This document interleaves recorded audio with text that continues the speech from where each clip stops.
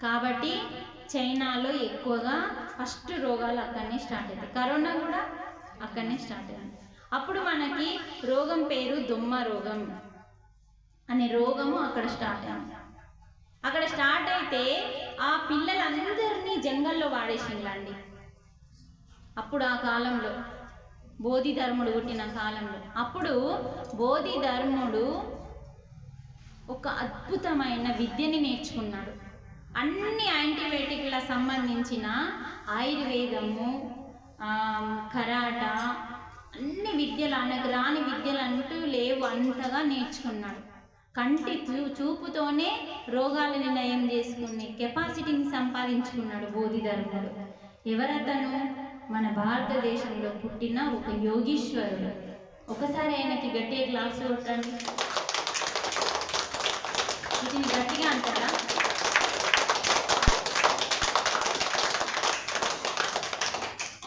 అలా పుట్టిన ఆ బోధి ధర్ముడిని ఏం చేసిందంటే తన గురువు అంటే ఆ రాజు రాణి ఇద్దరు ఏం చేసిందంటే నువ్వు ఫలానా చోటుకెళ్ళు, ఆడ వాళ్ళందరికీ నేర్పించు, ఇలా ఉంది మన భారతదేశము, ఎప్పుడు అందరినీ కాపాడే దేశం అని చెప్పి పంపిస్తారు.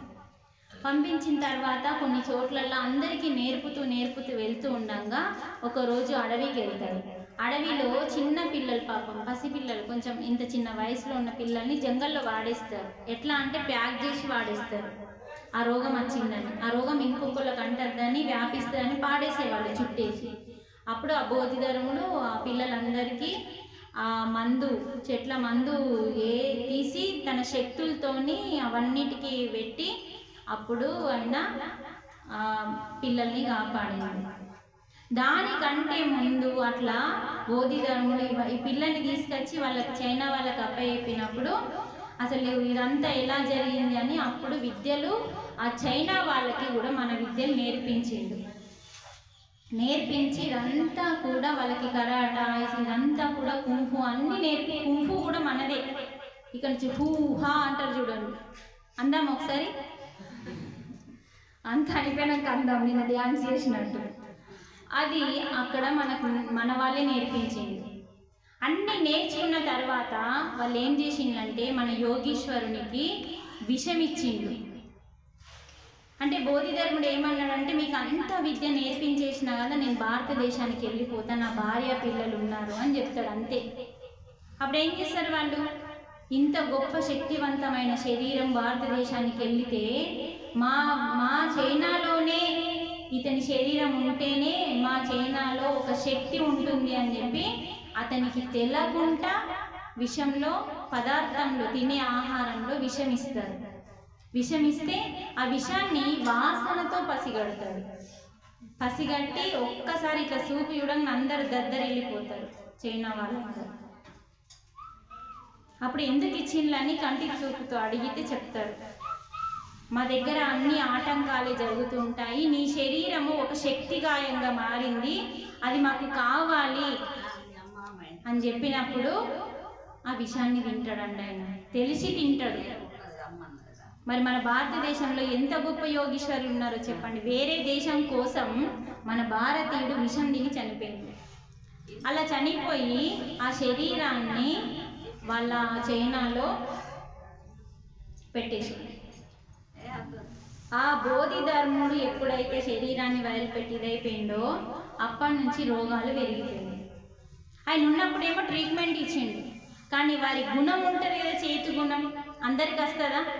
అప్పుడు రోగాలు పెరిగిపోయినప్పుడు ఏం చేసిందంటే చూస్తూ మనుషుల్ని బలి ఇవ్వకూడదు అని చెప్పి మూగ జీవుల్ని బలిచ్చి పాడేసేవారు. మనలాగా తినేవారు కాదు. అంటే ఎందుకు? దేవికి బలిస్తే ఈ రోగం పోతుందని చిన్న నమ్మకంతోనే అప్పుడు బలిచ్చింది. కానీ శాస్త్రాలలో ఏముందో తెలుసా? ఈ రోగం రాకన్నా ముందు పుట్టిన శాస్త్రాలు, పురాణాలలో, వేదాలలో ఏముంది అంటే మనకి లోపల జంతు లక్షణాలు ఉంటాయి, జంతు గుణాలు ఉంటాయి. జంతు గుణం పేరేంది? తినడం, పండడం. జంతు గుణం ఏంది? తేర తింటుంది, అమ్ర అంటుంది. ఈ లక్షణాలు మనిషిలో ఉన్నాయి. ఈ లక్షణాలు జంతు గుణాలని పోగొట్టుకోమని గుడి ముందర ఒక బలి బండ పెడతారు, కొబ్బరికాయ కొట్టే బండ. ఆ బండ మీద మనలోని జంతు లక్షణాలు రాక్షస గుణాలని ఆ బండ మీద బలిచ్చి అప్పుడు ధ్వజస్తంభంని తాకమని చెప్పిండు. అప్పటిదాకా ధ్వజస్తంభాన్ని తాకకూడదు. మనం పోగానే ముందు ధ్వజస్తంభాన్ని తాకుతాం. అంటే మన లోపల మొత్తం మైలనే ఉంది. ఆఖరికి ఆ మైలతోని ధ్వజస్తంభం కూడా మైల పడిపోతుందని చెప్పిండు. మనం ఎప్పుడైతే పవిత్రంగా ఆ బండ మీద బలిస్తామో, మన లోపల అన్ని అక్కడ మర్చిపోయి వదిలేసి పెడతామో, అప్పుడు ధ్వజస్తంభాన్ని దాటి పవిత్రమైన మనస్సుతో, పవిత్రమైన భావంతో, పవిత్రమైన ఆలయాల లోపలికి అడుగు పెట్టాలని, అప్పుడు మనలోని జంతు లక్షణాలని బలివ్వమని చెప్పిండు, జంతువులని కాదు. మీరు మాట్లాడకండి ఇటువంటి మాటలు, పెద్ద పెద్ద మాటలు. ఏం తెలుసని మీరు మాట్లాడతారు? ఓ పురాణం నుంచి రాలేవా? ఏ పురాణం నుంచి వచ్చిన? ఎన్ని జన్మలు ఎత్తినా నువ్వు? నీకు దాదాపు 500-1000 సంవత్సరాలు ఉన్నాయా నీకు? అసలు ఎలా చెప్పగలుగుతాం మనం పురాణం నుంచి వచ్చిందని? మీ తాతలు ముత్తలు దేశీయులు కావచ్చు, వాళ్ళు కూడా మూర్ఖులే కదా. ఒక జీవిని చంపి తినడం అనేది మూర్ఖత్వమే. మరి మనకి కలియుగంలో పుట్టిన వీర బ్రహ్మం గారే పోలేరమ్మని ఒక బండలో నుంచి పోలేరమ్మని పిలిచిందంటే ఆయన ఎంత శక్తివంతుడు చెప్పండి. ఒక గుడిలో ఉన్న పోలేరు విగ్రహంలో నుంచి అమ్మని బయటకు తీసిండు. ఆమె అగ్నిని తీసుకొని వచ్చింది. అప్పుడే కదా చెప్పింది మనకి, ప్రాణం లేని బొమ్మకి ప్రాణం ఉన్న జీవులని బలి ఇవ్వద్దు. ఆ బలి ఇచ్చినప్పుడు అది మహాపాపముగా నీకు జీవితంలోకి వస్తుంది. ఆ మహాపాపమే నీకు రోగంగా వస్తుంది. ఆ రోగాన్ని నువ్వు మంచాల పడి భోగించినప్పుడు ఆ నరకం నీకు అనుభవిస్తే తప్ప అర్థం కాదని, ఆ రోగం నీకు ఇచ్చినా కూడా నువ్వు తెలుసుకోలేకపోతున్నావు. ఒకవేళ నీకు ఏదైనా చిన్న జ్వరం వచ్చినా అది తగ్గకపోయినా, ఏ దేవుడు పట్టిండు, ఓ దేవుడా ఇది తక్కయ్యి నీకు మేక కోస్తా, ఓ దేవుడా ఇది తక్కయ్యి నీకు కోడిని కోస్తా. ఈ పనికి మాలిన మాటలు మానేయండి. అసలు దేవుళ్ళకి వాళ్ళు సృష్టించిన వాళ్ళు దేవతలు సృష్టించిన ప్రాణులని నువ్వు బలి ఇచ్చే హక్కు ఎక్కడిది? నీకు కాళ్ళకి చెప్పులు లేకుండా నడవద్దని కాళ్ళకి చెప్పులు ఎందుకు ఇచ్చిండ్లంటే శరీరాన్ని బాధ పెట్టద్దని. అర్థమవుతుందా? ఇది నడవండి, మొత్తం చెప్పులు లేకుండా మొత్తం తిరగండి, ఏళ్ళ కొద్ది సంవత్సరాల తరబడి తిరగండి, నడవగలుగుతామా? అంటే శరీరానికే బాధ కలగద్దు అని చెప్పులు ఇచ్చిండు మనకి. అంటే కుచ్చుకుంటాయి, కుచ్చినప్పుడు శరీరానికి కష్టమవుతుంది. ఆ చిన్న కష్టం కూడా శరీరానికి ఇవ్వద్దని చెప్పులు వేసుకోమంటే మనం శరీరాన్ని చంపేస్తున్నాం, ఆత్మహత్యలు చేసుకుంటున్నాం మనం బాధలు భరించలేక. ఆ హక్కు మనకు లేదు. ఆ హక్కు మనకు లేనప్పుడు మీకు పోషవకి ఇవ్వకపోతే పోషవ మనల్ని ఏం మింగదు. నేను ఫస్ట్ రోజు క్లాస్ చెప్పిన, పోషవ తల్లికి మేము పోరాటం చేసి శాకాహారం భోజనమే పెట్టినాం కానీ మేకల్ని కోళ్ళని కొయ్యలేదు. ఆ తల్లులు అలా ఉండరండి, వాళ్ళు అమ్మలు మనకి. పార్వతీదేవే పోషవ తల్లి. మరి పార్వతీదేవికి మాంసం పెడతామా? మరి పోషవకి ఎట్లా పెడుతున్నాం? ఆమెకు పెట్టాల్సింది మాంసం కాదు, తియ్యటి అన్నం. ఒకప్పుడు ఏం చేసినాం మనం? బోనాలు, అప్పాలు గారెలు చేయలేదా? అప్పాలు గారెలు బెల్లం అన్నం మాత్రము. అది కూడా ఎందుకు అంటే పోషవచ్చి తింటదని కాదండి, ఆ పోషవ గుడి చుట్టూ ఉన్న కొన్ని సూక్ష్మ క్రిములు తింటాయని. దాని ద్వారా నువ్వు రోజు కొనుక్కుంటున్న పాపాన్ని పోగొట్టుకోవడానికి అన్నదానం. అందుకని మనకి ఇక్కడ వీరబ్రహ్మం గారు చక్కగా వివరించిండు. మూర్తి పూజ వల్ల పాపం పోదు, మనసు నిగ్రహం అవుతుంది. పాపం పోవాలంటే జ్ఞానం పొందాలి అని అన్ని జ్ఞానాలు, ఆత్మజ్ఞానము కాలజ్ఞానము రెండింటినీ ఇచ్చిన మహానుభావుడు. ఒక్కొక్క యోగి గురించి తెలుసుకుంటే అసలు ఎంత ఇచ్చిందో మనం ఎంత తెలుసుకున్నా తక్కువే అవుతుంది, సరిపోతలేదు మనకి. ఒక శ్లోకం తెలుసుకుందాం.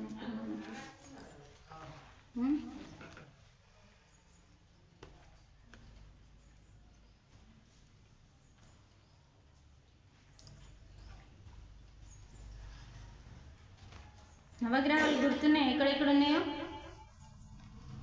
మీరు ఒక పని చేయండి. ఇప్పుడు మనం ఏం చేయాలంటే అమ్మలక్కల దగ్గర ముచ్చేట్లు పెట్టడం మానేయండి. ఫస్ట్ మీరు ఒకసారి అర్థం చేసుకోండి. ఒకవేళ మనం విషం తిన్నామనుకోండి, విషం తింటే ఒక్కొల్లమే చచ్చిపోతాం, అవునా కదా? అదే మనము పనికి మాల ముచ్చేట్లు, అమ్మలక్కల ముచ్చట్లు, అది అట్లా ఇది ఇట్లా ఇది ఇట్లా అది అట్లా అని విన్నామనుకోండి, ఏమవుతుంది? కర్మనేనా? అంతేనా? ఇంకేం కాదా? అసలు ఎంతమంది ఖరాబ్ అవుతారు? ఎంతమంది కలిసి ముచ్చేట్లు పెడతారు చెప్పండి? అది పెద్ద విషయం అండి, అది పెద్ద విషయం. అది ఎంత డేంజరో అర్థమవుతలేదు మనకి. ఎప్పుడు చూసినా ఒకరిని మంచి మాట్లాడేది ఉంటేనే మాట్లాడు, వాళ్ళ గురించి మంచి మాట్లాడేది ఉంటే మాట్లాడచ్చు ఆమె లేనప్పుడు. కానీ ఆమె లేనప్పుడు మాట్లాడే అర్హత నీకు లేదు. చెడుగా ఆమె గొప్పని చెప్పడానికి ఆమె లేనప్పుడు చెప్పచ్చు, కానీ ఆమె గురించి చెడుగా మాట్లాడడానికి నీకు ఏ అర్హత లేదు. అదే నీకు పాపపు కర్మగా వారి విషంగా మారుతుంది నీ జీవితంలో.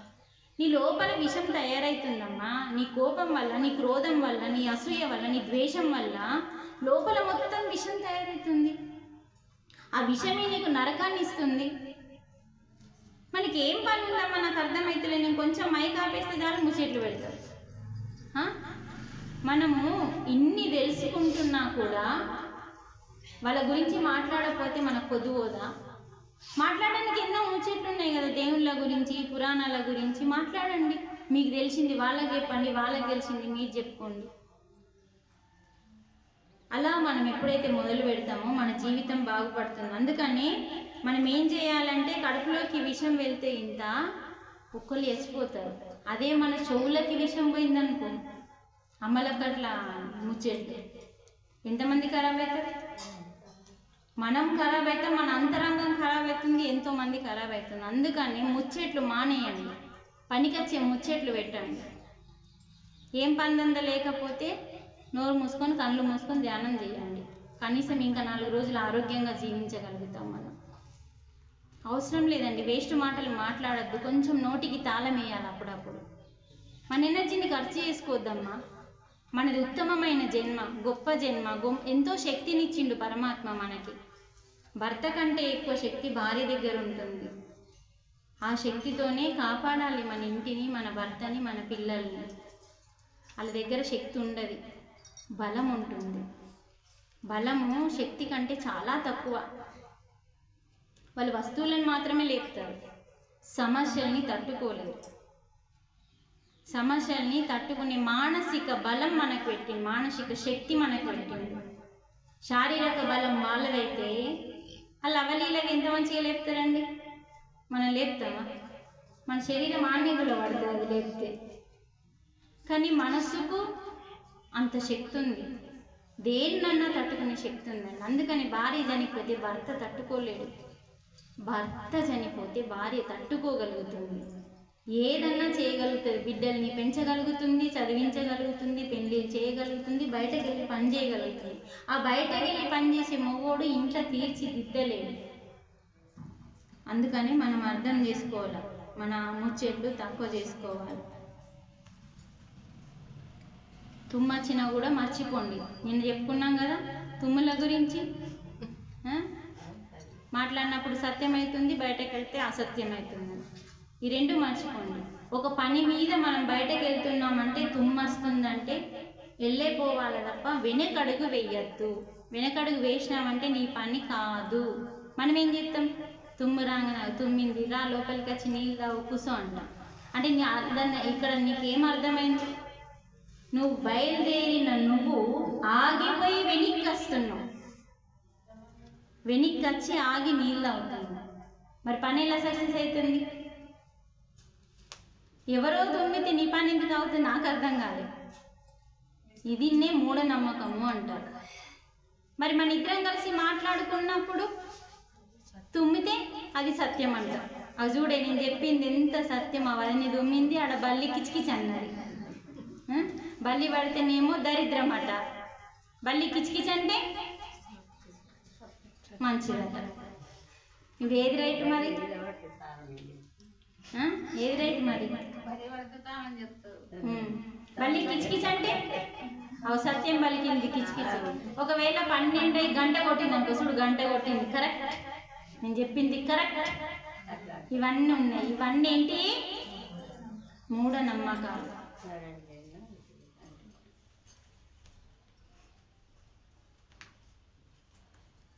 అదే మళ్ళీ నీకు వచ్చి పెద్ద షోలో చెప్పినట్టే. ఒకసారి ఈ శ్లోకం చెప్పండి నోటితోని. తద్విద్ధి ప్రణిపాతేన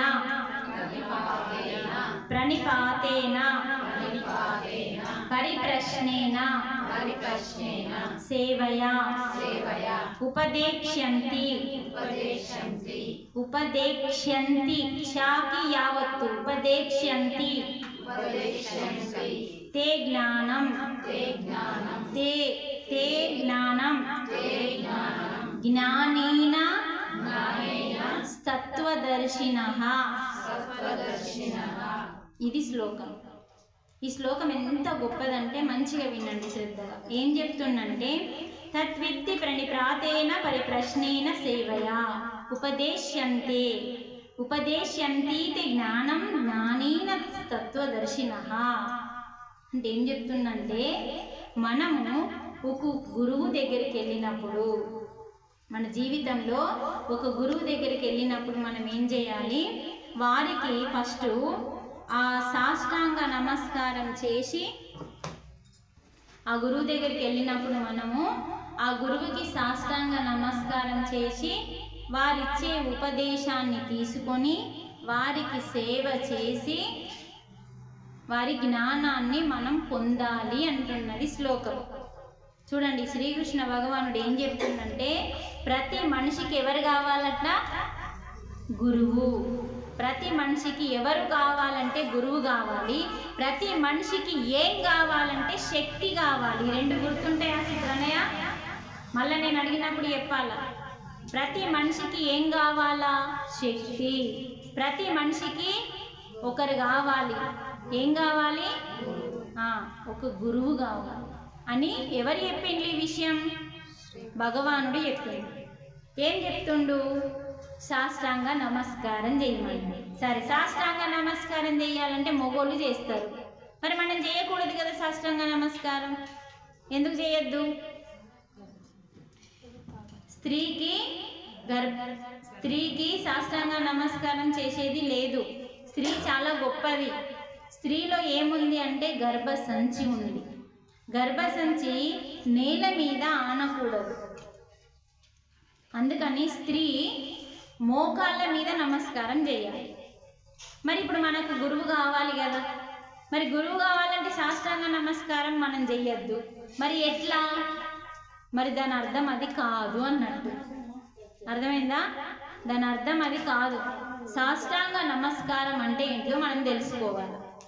సాష్టాంగ నమస్కారం పెట్టు, పూజ అయింది, సత్యనారాయణ కథ అయింది, సాష్టాంగ నమస్కారం పెట్టనగానే మొగోళ్ళేమో ఈడికెళ్ళాడదాకా వండి మొక్కుతారు, మనమేమో మోకాళ్ళ మీద మొక్కుతాం.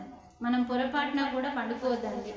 అయితే అది సాష్టాంగ నమస్కారం రాంగ్ అన్నట్టు, తప్పది. సాష్టాంగ నమస్కారం అంటే అష్ట అంటే ఎన్నిదిరా? 8. అష్ట అంటే 8. అష్ట అంగాలు. అంగాలంటే ఏంటి? లంగలా? నవ్వుతారని అన్నా. అంగాలంటే ఏంటి? అవయవాలు. ఏంటి అవయవాలు? 1 తల, 2వది శరీరం మొత్తం అంటే తల మొండెం, 2 చేతులు, ఎన్నైనా 4, 2 కాళ్ళు, 6 అయినాయి. మరి మనము ఈ 6ని ఆ విగ్రహం ముందట వండబెట్టాం. ఇంకా 2 కావాలా? ఇంకా బయట ఉన్న 6ని వండబెట్టాం. ఇంకా 2 లోపల ఉన్నాయి, మనస్సు, బుద్ధి. అంటే ఇక్కడ ఏం చెప్తున్నాడు? నీ శరీరంతో పాటు నీ మనస్సుని, నీ బుద్ధిని, ఈ 8ని పరమాత్మకి లేకుంటే గురువుకి సమర్పించడమే.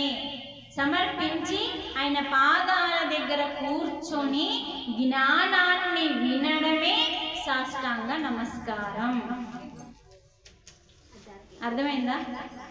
ఒక గురువు దగ్గరికి వెళ్తే మనం ఎలా ఉండాలట? పాదాల దగ్గర కూసోల, పాదాల దగ్గర కూర్చొని సాష్టాంగ నమస్కారం అంటే తలని, మొండాన్ని, చేతులని, కాళ్ళని, మనస్సుని, బుద్ధిని, 8 అంగాలని ఎటూ పోనీయకుండా, పక్కోన్ని కూడా చూడకుండా 8 అంగాలని గురువు పాదాల దగ్గర సమర్పించి వారిచ్చే ఉపదేశం అంటే జ్ఞానం, వారిచ్చే జ్ఞానాన్ని మనం తీసుకొని సేవ చేయాలి వారికి అని చెప్తున్నాను దీని శ్లోకంలో. ఇది ఎవరు చెప్పిండ్రు మరి మనకి? ఈ శ్లోకం మనకి ఎవరు చెప్పిండ్రు? శ్రీకృష్ణ భగవానుడు. మరి శ్రీకృష్ణ భగవానుడు చెప్పిండు. కొంచెం లోపల జరిపెట్టాను అట్లా లాస్ట్ వరకు వెళ్ళి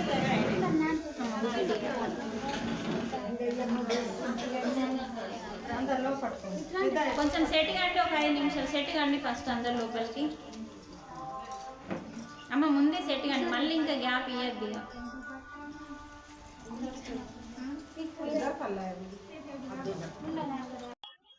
అజ్ఞానం అంటే ఏమీ తెలియని స్థితి. నాకు తెలిసిందే కరెక్టు, ఎదుటి వాళ్ళు చెప్పింది నాకు అక్కర్లేదు అన్న స్థితిలో ఉంటాడు. మాయాలోకం కదమ్మా. మాయాలోకం కలియుగం, కలిపురుషుడు అంటే రాక్షసుడు పరిపాలిస్తున్నాడు. కాబట్టి ప్రతి మనిషి అజ్ఞానము, అహంకారంతో ఉంటాడు. కాబట్టి అందుకే ఆ ప్రతి మనిషికి ఒక గురువు కావాలి. ఆ గురువు పేరేంటి? సద్గురువు. మళ్ళీ ఉత్త గురువు కాదు. మరి సద్గురువు అని ఎందుకు అంటున్నాము అంటే ఆత్మ గురించి, పరమాత్మ గురించి మాత్రమే చెప్పేవాడే సద్గురువు. ఇగో ఈ పూజ చెయ్యు, ఆ పూజ చెయ్యు, ఈ హోమం చెయ్యు, ఇన్ని పైసలు ఇయ్యు, అన్ని పైసలు ఇస్తేనే నా కాళ్ళు మొక్కిస్తా అనే గురువు సద్గురువు కాదు. ఏం చెప్పే గురువు?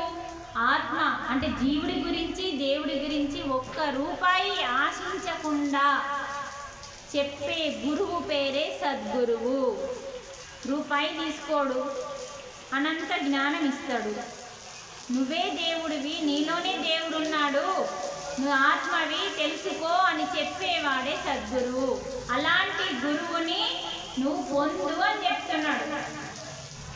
అలాంటి గురువు ప్రతి మనిషికి అవసరము. ఆ గురువు దొరికిన రోజు నీ అజ్ఞానము, నీ అహంకారము రెండూ తొలగిపోతాయని శ్రీకృష్ణ భగవానుడు మనకి ఉపదేశం చేస్తున్నాడు. తద్విద్ధి ప్రణిప్రాతేన పరిప్రశ్నేన సేవయా. గురువుని పొందు, గురువు పాదాల దగ్గర కూర్చొని సాష్టాంగ నమస్కారం అంటే 8 అంగాలని, పండుకోవడం కాదు సాష్టాంగ నమస్కారం. మళ్ళీ మళ్ళీ చెప్తున్నా, సాష్టాంగ నమస్కారం అంటే పండుగే గుర్తొస్తుంది మనకి, ఆడికిడికి బోర్ల బొక్కలు అన్న. అది అంతరార్థం ఏంటంటే మనలోని 8 అంగాలు, కాళ్ళు, చేతులు, మొండెము, తల, మనసు, బుద్ధిని ఆ గురువుకి, సద్గురువుకి సమర్పించి, ఆ పాదాల దగ్గర సమర్పించి వారిచ్చే జ్ఞానాన్ని మనం తీసుకున్నందుకు వారికి సేవ చేయాలా. ఆ సేవ చేసి వారిచ్చిన జ్ఞానాన్ని తీసుకొని ఆచరించు బిడ్డ అని భగవానుడు మనకు చెప్తున్నాడు. ఇది భగవద్గీత శ్లోకం. ఇలా ఎన్నో శ్లోకాలు మనకు భగవానుడు చెప్తున్నాడు. మరి ఇలాంటివి మనం తెలుసుకోకపోతే మనకెందుకు గురువు అని మాట్లాడిన వాళ్ళు ఉన్నారా లేదా? గురువులందరినీ తప్పు పట్టద్దు, గొప్ప గురువులు కూడా ఉన్నారు. వీరబ్రహ్మ గారు గొప్ప గురువే, వేమన గొప్ప గురువే, పత్రిజీ గొప్ప గురువే, పులాజీ బాబా, శబరిమాత, వెంగమాంబ, వివేకానంద, రామకృష్ణ పరమహంస, రమణ మహర్షి వీళ్ళందరూ గొప్ప గురువులే కదా. ఎవరో పనికిమాలిన గురువుల్ని పట్టుకొని అందరినీ తప్పు పట్టద్దు. మనం బాగుపడాలి అంటే మన జీవితంలో ఒకరుండాలి, ఆ ఒక్కరే సద్గురువు. ఒకరు ఉండాలి, మనకు ఒకటి కావాలి, అదే శక్తి. అందుకనే ధ్యానం చేస్తే శక్తి వస్తుంది, శక్తి వస్తే జ్ఞానం వస్తుంది, జ్ఞానం వస్తే మోక్షం వస్తుంది.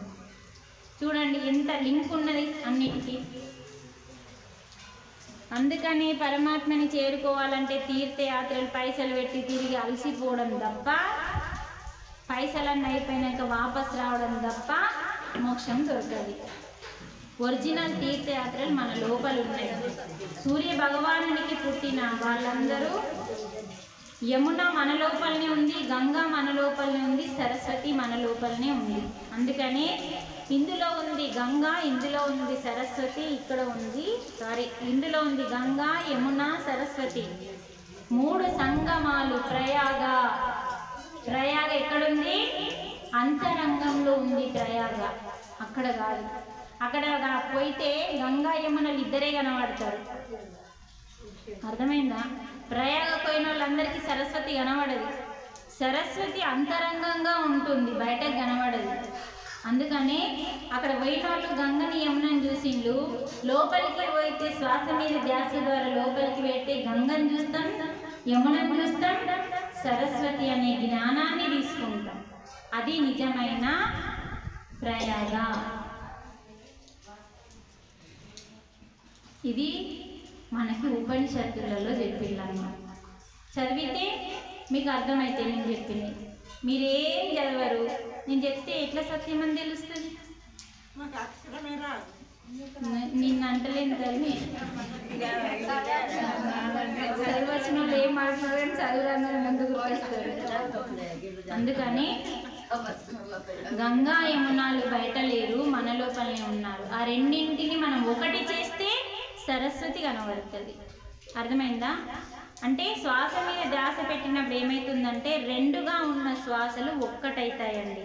మన లోపల అద్భుతాలు జరుగుతాయండి. మనకు అది అర్థం కాదు, పర్వాలేదు, మనం తెలుసుకుంటున్నాం కదా ఇప్పుడు.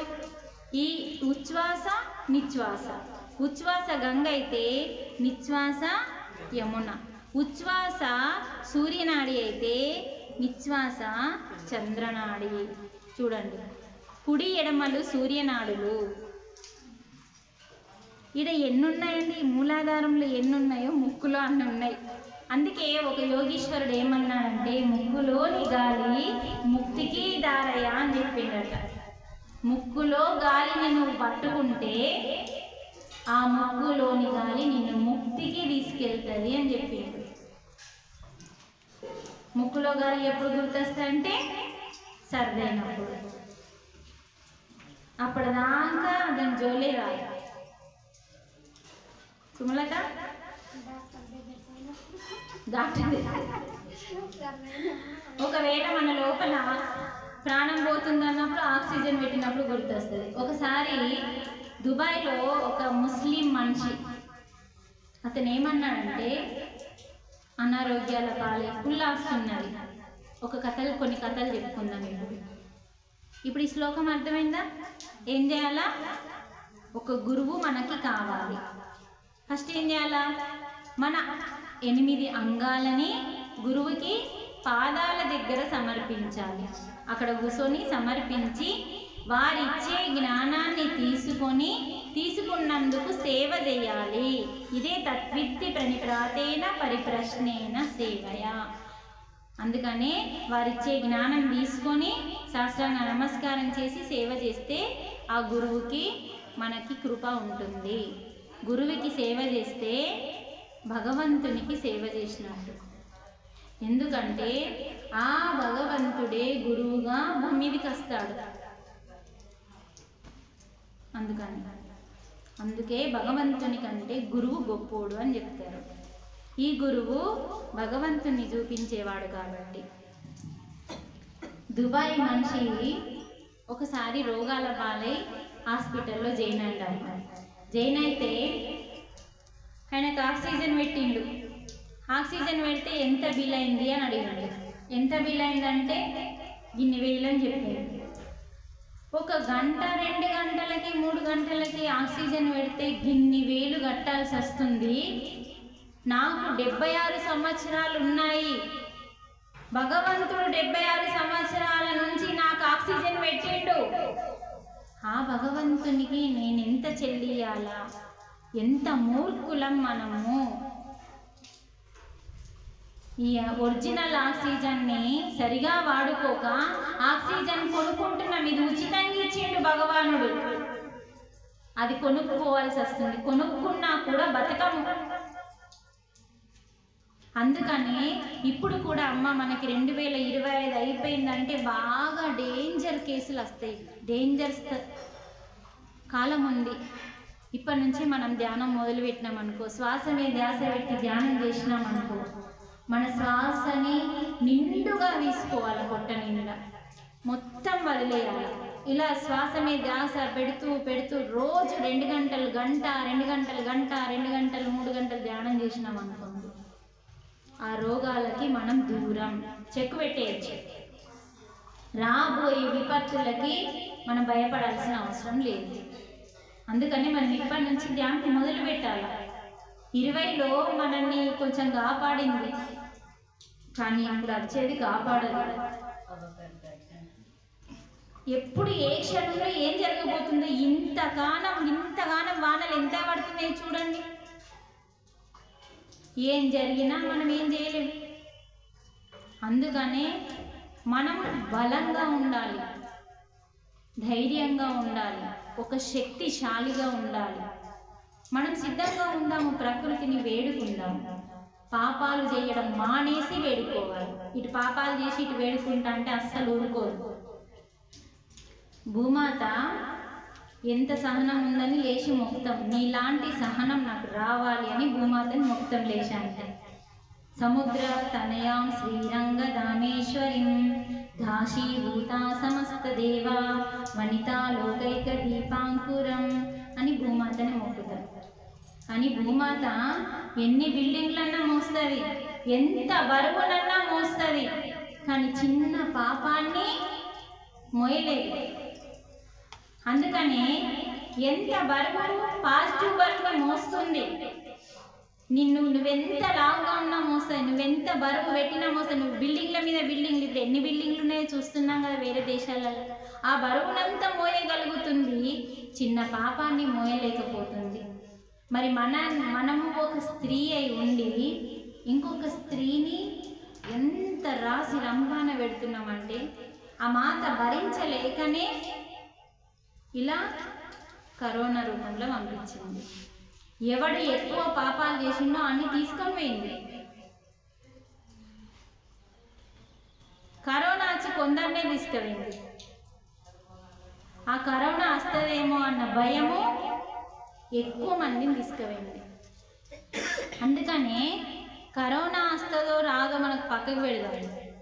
వస్తే గింత ధైర్యంగా ఉండాలి, భయం ఉండకూడదు అని తెలుసుకోవాలి. ఇప్పుడు మనం కరోనా వల్ల అదే కదా, భయం వస్తే పోతాము. కరోనా వల్ల 25% చచ్చిపోతే భయం వల్ల 75% చచ్చిపోయింది. మనం ఇక్కడ ఏం తెలుసుకోవాలి, ఏం నేర్చుకోవాలా? కరోనా వస్తే పోతాము పోము, కొందరు బతికిళ్ళండి కరోనా వచ్చిన వాళ్ళు, కానీ భయం వస్తే మాత్రం ఖచ్చితంగా చచ్చిపోతారు. ఆగిపోతుంది గుండె, శ్వాస ఆగిపోతుంది, ఊపిరితిత్తులు పనిచేయ. భయము అంత డేంజర్, పెద్ద శత్రువు. అన్ని లోపల శత్రువులు పెట్టుకొని బయట వెతుకుతున్నాం. పక్కింటి వదిని శత్రువు, మన ఇంట్లో ఆడబిడ్డ శత్రువు, మన ఇంట్లో యారాలు శత్రువు, అందరు చుట్టాలు శత్రువు అనుకుంటాం. ఒరిజినల్ శత్రువులు నీ అంతరంగంలో ఉన్నారు కాబట్టి మనకి పూజ పెట్టిండు. పూజ అనేది అంతరంగాన్ని శుద్ధి చేసేది, అంతరంగాన్ని శుద్ధి చేసేది. ఎందుకంటే పూజ అంటే ఏంటి? ఒక విగ్రహం పెట్టుకొని మనస్సు మొత్తం ఆ విగ్రహం ముందట మన మనస్సుని నిగ్రహించడానికి పూజ. ఎప్పుడైతే మనసు నిగ్రహం అవుతుందో, ఒక జాగా లాగుతుందో, మనసు పరిగెత్తదో, ఏ ఆలోచనలు రావో, దానినే ధ్యానము అంటాం. అప్పుడు ఏమవుతుంది? మన అంతరంగం శుద్ధి అవుతుంది. పూజ చేయడం అంటే ఏమనుకుంటున్నామో అసలు మీ లోపల ఏముందో తెలుసుకోవాలి. అసలు మీ అందరి లోపలికి వచ్చి పూజ అంటే ఏంటిది ఎవ్వరు ఆన్సర్ చెప్పలేరండి. చెప్తారా? పూజ అంటే ఏంటిది, ఎందుకు చేస్తున్నావు అంటే ఎవ్వరు ఆన్సర్ చెప్పారు. కానీ భగవానుడు ఏమంటుండంటే పూజ అంటే అంతరంగాన్ని కడిగేసుకోవడం అంటున్నాడు. నువ్వు ఎట్లన్నా చేసుకో, ఏమన్నా చేసుకో, ఏ జీవిని హింసించకు, చంపకు, నువ్వు ఎట్లన్నా పూజ చేసుకో, నీ ఇష్టం.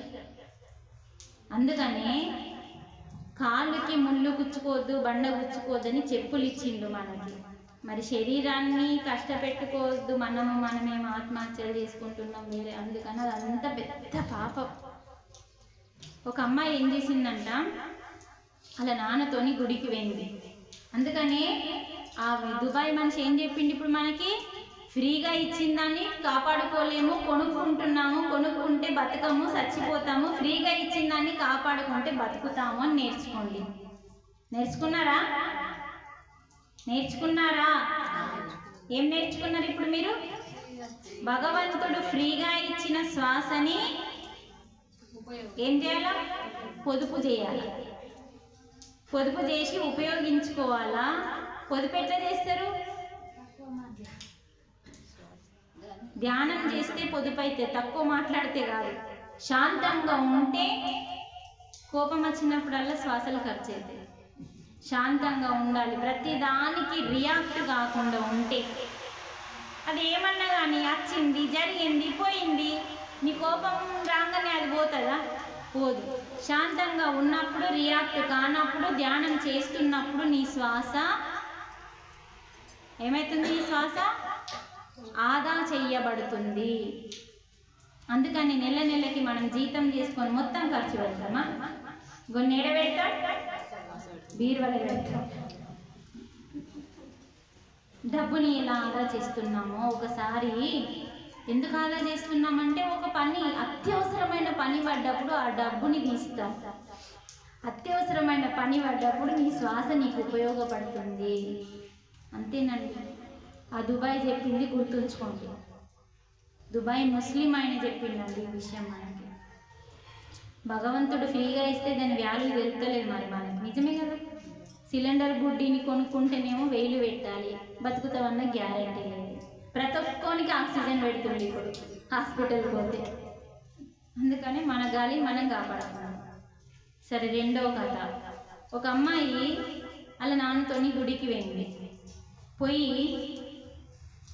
అందరినీ చూస్తున్నది పిల్ల. ఇటు చూస్తుంది, అటు చూస్తుంది, అటు కొందరు, ఇటు కొందరు, అంత గుడి అంతా చుట్టూరుగా చూస్తుంది. నాన్న, నేను రేపటి నుంచి గుడికి రాను అన్నమాట ఒకటేసారి. ఏమైందమ్మా గట్లా అన్నావు? ఇంత పవిత్రమైన దేవాలయం వచ్చి అంటున్నావు. చూడు నాన్న, ఇటు చూడు, వాళ్ళు ముచ్చట్లు పెడుతుండు, అటు చూడు ఫోన్ మాట్లాడుతుండు, అటు చూడు ఫోన్లో గేమ్ ఆడుతుండు. ఎటు చూసినా ఎవరన్నా గుడిలో ఉన్నారా? గుడిలో ఎవరన్నా దేవుని మీద భక్తి ఉందా? ఎవరి లోకంలో వారే ఉన్నారు. అసలు ఎవ్వరు కూడా గుడి లోపల లేరు, గుడిలో దండం పెడతలేరు, ప్రదక్షిణ చేస్తలేరు. ఎవరి ముచ్చట్లో వాళ్ళే ఉన్నారు. సరే, ఇప్పుడు నీకు ఒక పని చెప్తా, నువ్వు చెయ్యు అన్నాడు. ఒక గ్లాస్ తీసుకొని నిండుగా నీళ్ళు ఇచ్చిండు. నీళ్ళిచ్చి, ఈ నీళ్ళు కింద ఒలకకుండా గుడి చుట్టూ ప్రదక్షిణ చేసిరా అని చెప్పిండు పాపకి. సరే అని చెప్పి, నీళ్ళు ఒలకద్దు కదా, ధ్యాస అంతా ఎక్కడ ఉంటుంది పాపది? నీళ్ళ మీద ధ్యాస పెట్టింది, గుడి చుట్టూ ప్రదక్షిణ చేసింది, వచ్చింది. నాన్న ఒక్క చుక్క కూడా నీళ్ళు కింద పోలేవు అని చెప్పింది. సరే, అది పక్కకు పెట్టు బిడ్డ. ఇప్పుడు వీళ్ళేం చేస్తుండ్రు, వాళ్ళేం చేస్తుండ్రు, వీళ్ళేం చేస్తుండ్రు, వాళ్ళేం చేస్తుండ్రు చెప్పు అన్నాడు. నాకెట్లా తెలుస్తుంది నాన్న అన్నాడు. ఎందుకు తెలియదు? ఇందాక చెప్పినావు కదా, ఇప్పుడు ఎందుకు చెప్పలేవంటే, ఇందాకంటే వాళ్ళందరినీ చూసుకుంటే ఏరినా, ఇప్పుడు నువ్వు చెప్పిన పని మీద ధ్యాస పెట్టినా, నా ధ్యాస అంతా నీళ్ళ మీద ఉంది, నీళ్ళు కింద పోవద్దు అని ధ్యాస అంతా దీని మీద ఉంది. వాళ్ళందరూ నాకెందుకు కనబడతారు? నీళ్ళే కనబడ్డాయి నాకు అని చెప్పలేదు. ఇప్పుడు అర్థమైందా బిడ్డ? నువ్వెందుకు గుడికి వచ్చినావు? దేవుని కోసం వచ్చినావు. మరి నువ్వు దేవుని కోసం పోకుండా వాళ్ళు ఏం చేసుకుంటే వీళ్ళు ఏం చేసుకుంటే నీకెందుకు? నువ్వు వెళ్ళి దేవునికి దండం పెట్టి నువ్వేం చేయాలో అది చేసి చక్కగా వెళ్ళిపోయినప్పుడు, అందుకని మన ధ్యాస మన మీద ఉండాల పాప, వేరే వాళ్ళ మీద ఉండకూడదు. వేరే వాళ్ళ మీద ఉంటే చీ వచ్చింది, మన మీద మనకుంటే పరమాత్మ మోక్షం పనిస్తాడు అని చెప్పింది తండ్రి. ఇది మీకు పనికొస్తుందా?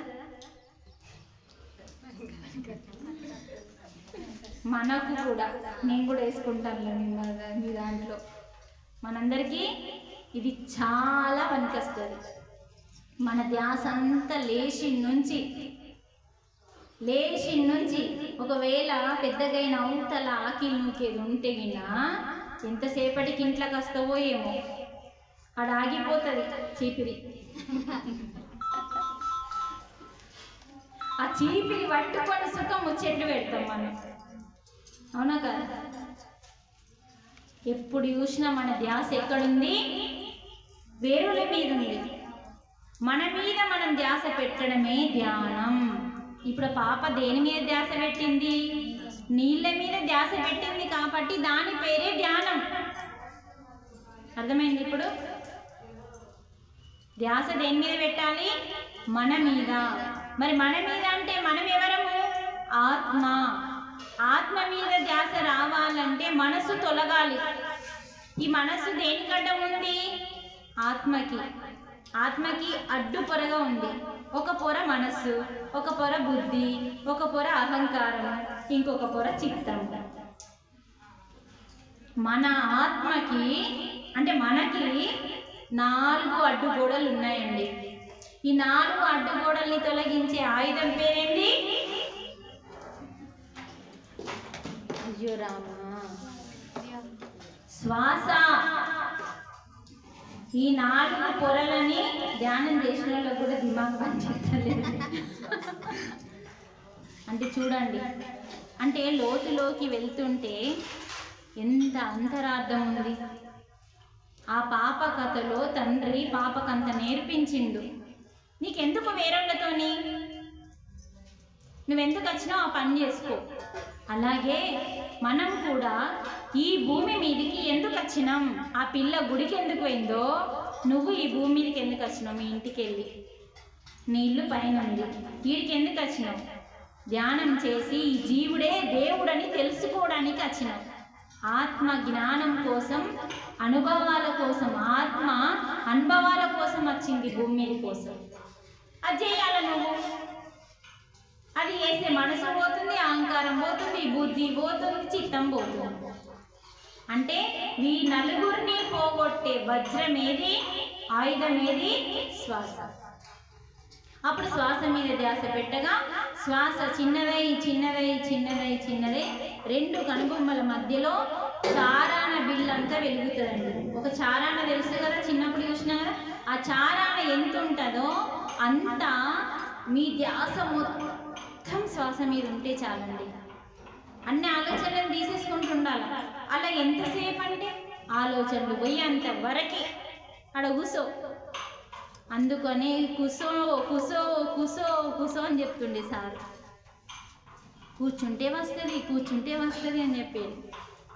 అందుకని కూర్చుంటే 45 నిమిషాలు మనకు ఆలోచనలే వస్తాయి. ఒకవేళ మన బుద్ధి వికసించి ఉన్న వాళ్ళైతే తొందరగా ఆలోచనలు వెళ్ళిపోతాయండి. అప్పుడు ఏమైపోతుంది? ఆలోచనలన్నీ పోయినాయి, శ్వాస మీద ధ్యాస అయింది. శ్వాస ఏమైంది? చిన్నగా అయిపోయింది. చిన్నగా ఇక్కడ వచ్చి కూర్చుంటాను. అప్పుడు ఏమవుతుంది? ఈ 4 గోడలు కూలిపోతాయి.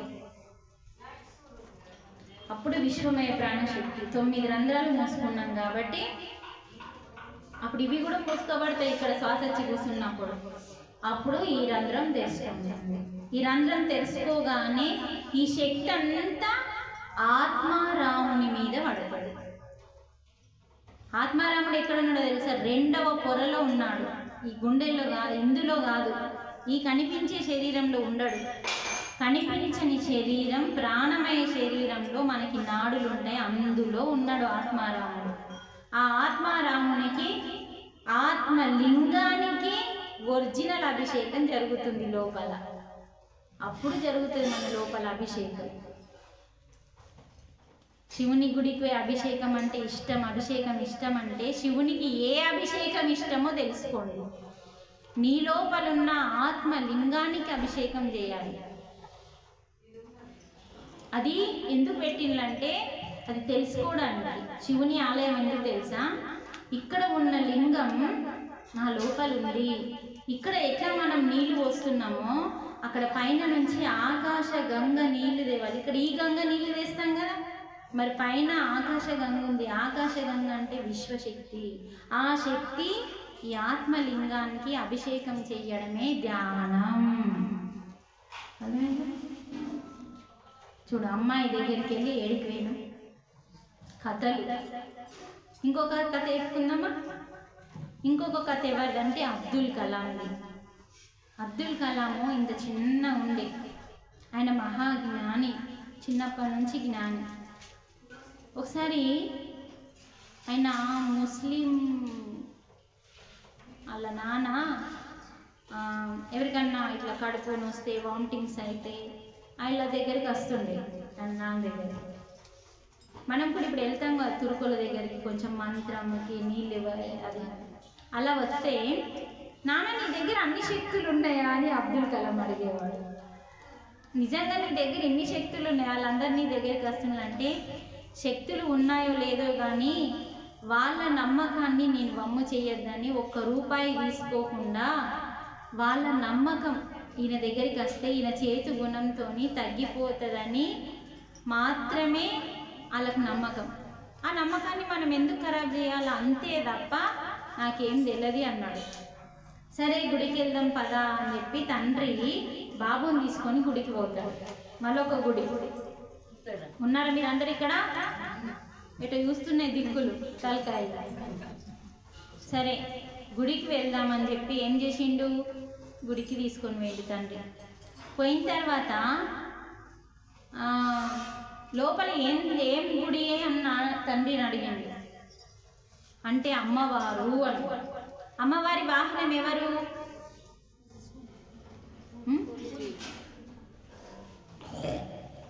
సింహం. సింహం. అయితే అమ్మవారి ఆలయం ముందట ఏముంటాయండి? ఇటొక్క సింహం, ఇటొక సింహం విగ్రహాలు ఉంటాయి. లోపల అమ్మవారి గర్భగుడి ఉంటుంది. అయితే ఏం చేసిండు, బాబుని లోపలికి తీసుకొని పోయిండు. ఆ బాబు ఏమన్నాడు తెలుసా? అమ్మో సింహం అని తండ్రి వెనకాల పోయి దాక్కున్నాడు. దాక్కోమని అల్లానేమన్నాడు, అది నిజ సింహం కాదు, ఉత్త బొమ్మ అన్నాడు. ఉత్త బొమ్మనే, అది నిన్నేం చెయ్యదు అన్నాడు. అవునా అని పోయి దగ్గరికి పోయి ముట్టి చూసిండు. సరే నాన్న, ఇక్కడ ఉత్త బొమ్మనే కదా, మరి నన్ను ఏం చేయదు కదా, మరి లోపల ఉంది కూడా ఒట్టి బొమ్మనే కదా, నీకేం చేస్తుందని గుడికి వచ్చినావు? ఆ అమ్మ నీ లోపలనే ఉంది కదా. మహాజ్ఞాని అబ్దుల్ కలాం. పులికి భయపడితే, సింహానికి భయపడితేనేమో ఉత్త బొమ్మ అన్నావు, ఇది బొమ్మే అది బొమ్మే కదా, మరి ఇక్కడికి ఎందుకు వచ్చినావు నాన్న అని అడిగితే నాన్నకి జ్ఞానోదయం అయింది. అప్పుడేం చేసిండు, తన లోపలికి తను వెళ్ళడం ప్రయత్నం చేసిండు. ఈ అమ్మ, ఈ బొమ్మ అమ్మ రూపంలో నా లోపల ఉంది, నా హృదయంలో ఉంది, అక్కడికి వెళ్ళు నాన్న అంటే అప్పుడు అబ్దుల్ కలాం తండ్రి సాధన చేయడం మొదలుపెట్టింది. చూడండి, చిన్నపిల్లల బుర్రలు ఎలా ఉంటాయంటే, అబ్దుల్ కలాము దేశానికి ఎంతో చేసిండు. ఆయన అనుకున్నది సాధించి చూయించిండు. అందుకని మహాత్ముల గురించి చిన్న చిన్న పిల్లలకి మనం చెప్పాలి. ఈ మహానుభావుల గురించి రోజు వాళ్ళ ఫోటోలు కొనుకొచ్చుకొని పెట్టుకోవాలి ఇల్లు నిండు. మన పెద్దల ఫోటోలు పెట్టినా పెట్టకపోయినా అలా మహాత్మా గాంధీది, వివేకానందది, వీళ్ళందరి పెట్టుకుంటా వాళ్ళందరి స్టోరీలు రోజుకోల స్టోరీలు చెప్పాలి పిల్లలకి. అబ్బా వీళ్ళు ఇంత గొప్పవాళ్ళు, నేను అంత గొప్పగా కావాలని ఒక ఆలోచన వానికి రడుతుంది. అవునా కదా చెప్పండి? మనం ఏం చెప్పాం, మనకు నగలు ఉంటాయి, పై చీరలు ఉంటాయి,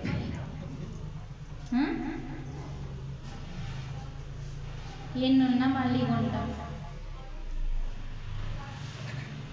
ఇంకొకత ఏపన్నా అంటే మనం సత్యాలు తెలుసుకోవడానికి ఇవన్నీ. మనం కూడా అక్కడ బ్రేక్ కావద్దు.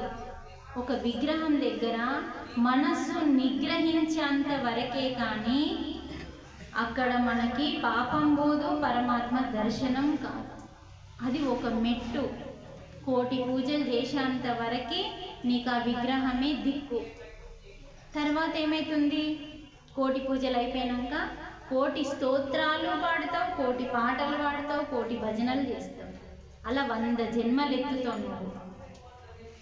పూజలకి 100 జన్మలు, స్తోత్రాలకి 100 జన్మలు, జపానికి 100 జన్మలు, 300 జన్మల తర్వాత మనిషి జన్మలో అప్పుడు మనకి ధ్యానం అనేది దొరుకుతుంది. అంత తొందరగా దొరికేది కాదు. చూడండి, మంచిదానికి అంత సత్యానికి ఎక్కువ పలుకుబడి ఉండదండి, కానీ స్ట్రాంగ్గా ఉంటుంది. అసత్యానికి పలుకుబడి ఎక్కువ ఉంటుంది, తొందరగా కాలి బూడిదైపోతుంది. ఎందుకంటే కలుపు మొక్క ఎంత ఉంటుందండి? కలుపు చెట్లు తక్కువ ఉంటాయి, పంట చెట్లు తక్కువ ఉంటాయి, అవి మనం పెట్టినా రావు పంట. కలుపు మొక్కలు ఎలా పెట్టకపోయినా వస్తాయి.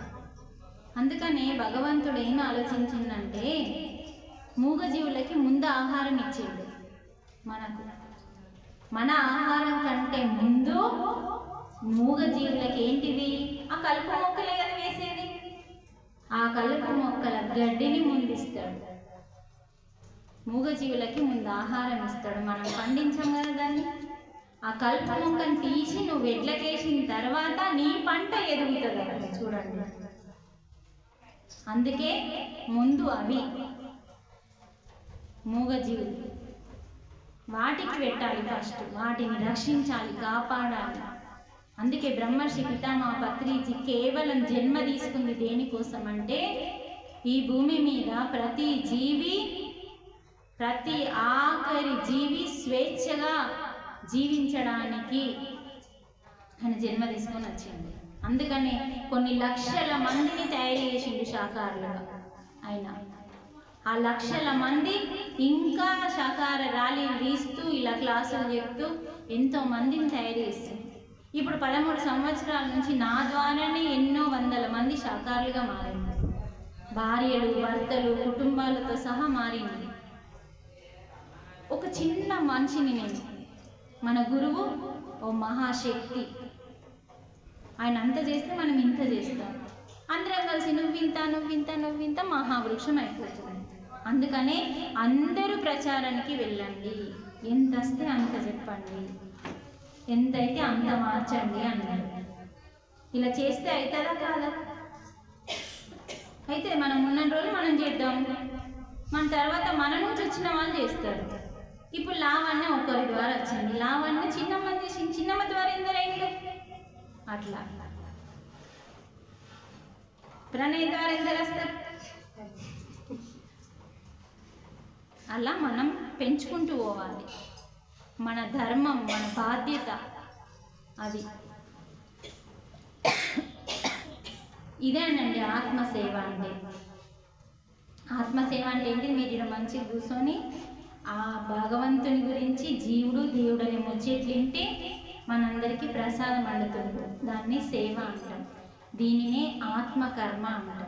ఈ ఆత్మకర్మని వాళ్ళు చేసేటప్పుడు మళ్ళీ వాళ్ళు కూడా నేనే చేస్తున్నాను, మేం చేస్తేనే మంచిగా అవుతుంది అని అన్నారనుకో, మళ్ళీ అది పెంటనే. అర్థమైందా? అందుకే మళ్ళీ 3 రోజుల నుంచి చెప్తున్నాను, నేను కూడా తినాలి కాబట్టి. వాళ్ళు కూడా సేవాభావంతో మాకు ఇది ఒక అదృష్టం, మాకు గమ్మత్ అనిపిస్తుంది. మేడం వచ్చిన 3 రోజుల నుంచి సుమలత ఏమంటుంది, గమ్మత్ అనిపిస్తుంది, ఒక కళ వచ్చేసింది మా ఇల్లుకు అన్నది. అలా ఉంటేనే అది అమృతంగా మారుతుంది. అంటే సేవ దొరకడం అనేది ఒక భాగ్యం. ఎందుకంటే ఆ సేవ వల్ల ఏమవుతుంది? వాళ్ళు క్లాస్ వినకుండా సేవ చేస్తుంది. ఆ సేవ శక్తినిచ్చి వారి కర్మని దగ్ధం చేస్తుంది. అందుకని ఆత్మ సేవలు చేయాలి, ఆత్మ కర్మలు చేయాలి. ఎక్కడన్నా ఆత్మకి సంబంధించి ఇప్పుడు చూడు, ఓ 10 మంది చేతులు వేసిండ్రు. ఏం చేతులు? ఒకరు బియ్యం తెచ్చిండ్రు, ఒకరు పప్పు తెచ్చిండ్రు, అది కూడా ఆత్మ కర్మని. అట్లా మేము తెస్తాం అని కొందరు తెచ్చిండ్రు. ఒక్కళ్ళతో కాకుండా 10 మందితో మంచిగా తయారవుతుంది. మనము ఈ ఆత్మ కోసం, ఆత్మ కర్మల కోసం 10 రూపాయలు ఖర్చు పెడితే 100 రూపాయలు తిరిగి వస్తుంది మన జీవితంలోకి. అందుకని ఎక్కడన్నా ఆత్మజ్ఞానం క్లాసులు నడుస్తున్నాయంటే ఇక్కడ సాపు వేయాల, అది ఆత్మకర్మని. ఇక్కడికి వచ్చి మీరు చేపలు వేయడం ఆత్మకర్మని. ఎందుకంటే ఆత్మజ్ఞానం తీసుకోవడానికి ఇక్కడ మనం రెడీ చేస్తున్నాం. మైకు పెట్టడం, అందరికీ నీళ్ళు ఇవ్వడం, అందరికీ ఛాయ్ వేయడం, ఇవన్నీ కూడా ఆత్మకర్మ. ఈ ఆత్మజ్ఞానం అనే క్లాసు సక్సెస్ కావడానికి మనం అందరం పనిచేయడం. ఇలాంటి బయట ఎన్నో జరుగుతూ ఉంటాయి. మీరందరూ ఏం చేయాలి? ఈ ఆత్మ క్లాస్ కోసం అందరినీ పట్టుకొని రావాలి. పట్టుకొని వస్తే ఏమవుతుంది? ఒక మనిషి వస్తే ఒక పాపపు కర్మ పోతుంది, 2 మనుషులు వస్తే 2 పాపపు కర్మలు దగ్ధమైంది. ఎందుకంటే ఆ మనిషి దుఃఖం పోగొట్టుకునే మార్గాన్ని నువ్వు నీ ద్వారా ఇచ్చిన వాళ్ళకి. అందుకని 3 రోజుల నుంచి మొత్తుకుంటుండే వాళ్ళని దొరకరండి, వీళ్ళని దొరకరండి అని చెప్తున్నాం, మీకోసం, మీ కర్మలు ఓట్టుకోవడం కోసం.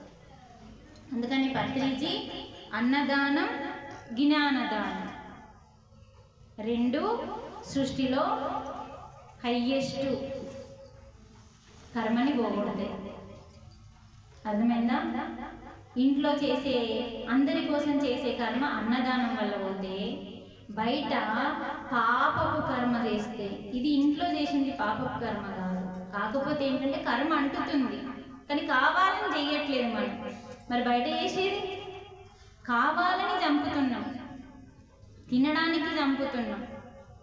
నువ్వు మేక కొయ్యకపోతే పోషవ మెచ్చదా? మెచ్చుతుందా మెచ్చదా? ఒకటే మాట మాట్లాడు, మెచ్చుతుందా మెచ్చదా? మరి మెచ్చుతుంది అన్నప్పుడు మనం తినడానికే కదా, అవునా కదా? మాట్లాడాలి, వాస్తవం మాట్లాడాలి.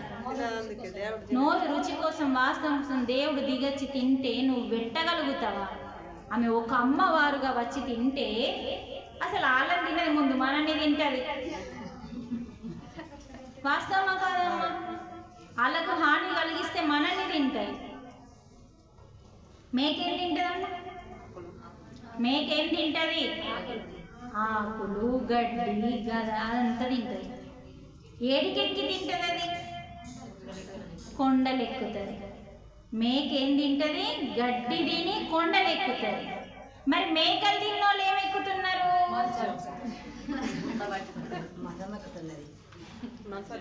ఎక్కుతామా లేదు? ఎందుకు ఎక్కుతామో తెలుసా? చెప్తా ఎందుకు ఎక్కుతాము, తెలియదు కదా? అది కూడా అన్ని క్లారిటీ ఉండాలి. మరి ఇంకో ప్రశ్న మీరు నన్ను ఇయ్యద్దు.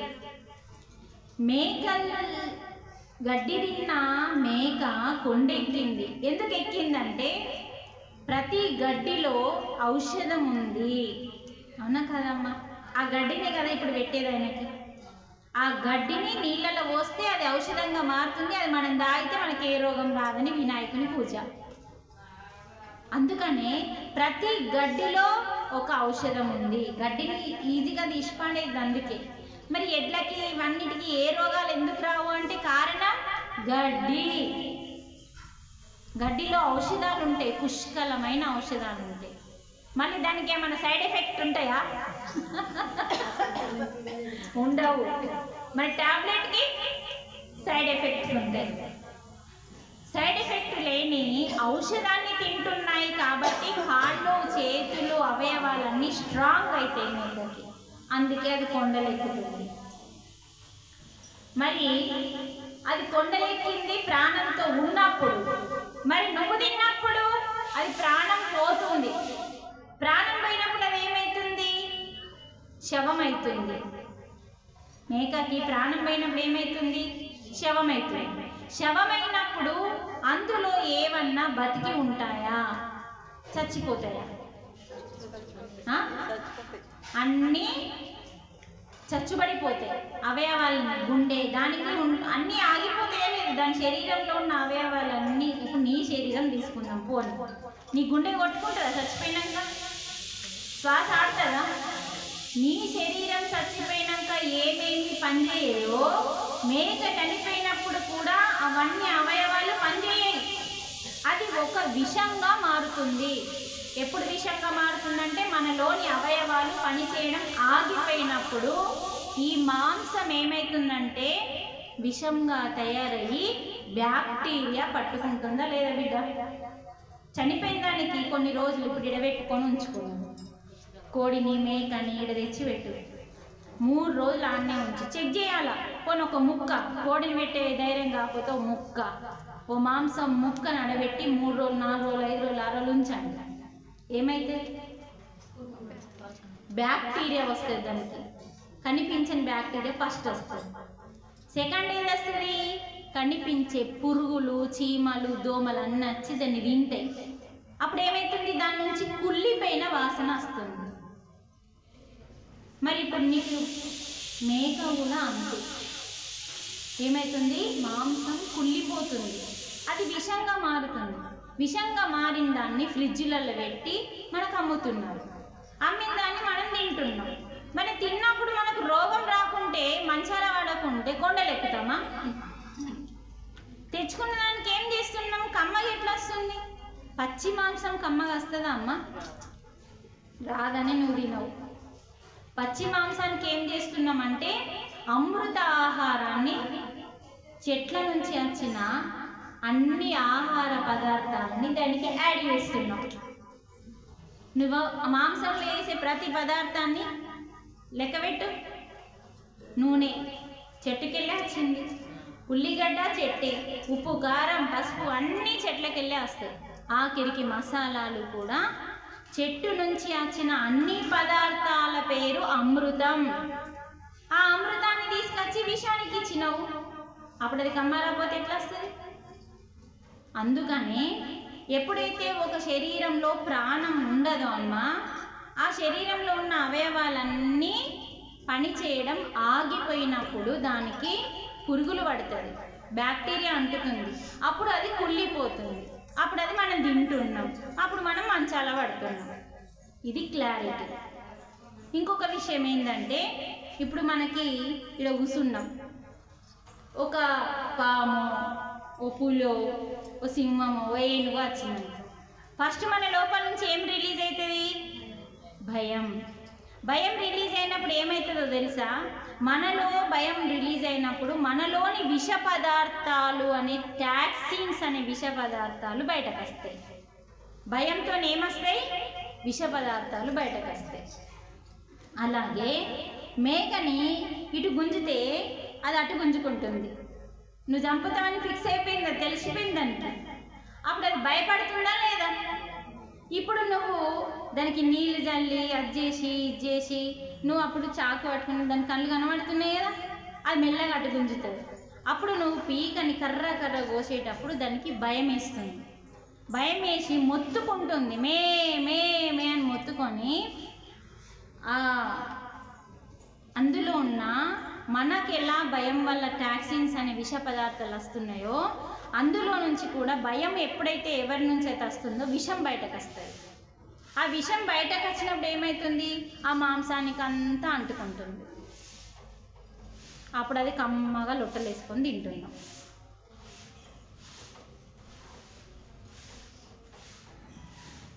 అప్పుడు ఏమొస్తుందిగా? మంచమే గతి. మేకలు ఆకులు తిన్న మేకలు కొండలెక్కితే మేకలు తిన్న మానవుడు మంచాలెక్కుతాడు. ఇదే అక్షర సత్యం. మన ఇష్టం. ఏ దేవి దేవత కోరలేదు కొయ్యకండి, పాపాన్ని మొయ్యకండి, రోగాలని అనుభవించకండి. అందరం శాకాహారులుగా మారుదాం. ఇక్కడ ఎంతమంది తిన్నారు? చేతిలో పట్టండి. పర్వాలేదు, తినోళ్ళు చేతిలో, తిన్నోళ్ళు మనకు తెలక తిన్నోళ్ళం ఉంటాం, ఏం పర్వాలేదు. తినం, మేము తినం. తినవా నువ్వు? తింటావా? ఏం మాట్లాడవేంది? నాన్ వెజ్ తింటావా? నాన్ వెజ్ మేము తినము. చేతిలో ఆటండి అంటే ఇప్పటిదాకా మేము తింటాం, బంద్ చేసినాం. మంచిగా మాట్లాడలేదు. అయ్యో రైట్.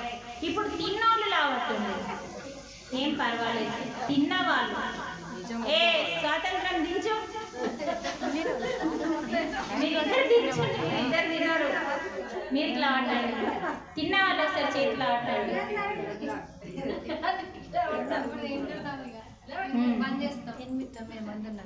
ఇట్రా నువ్వు ఇట్రా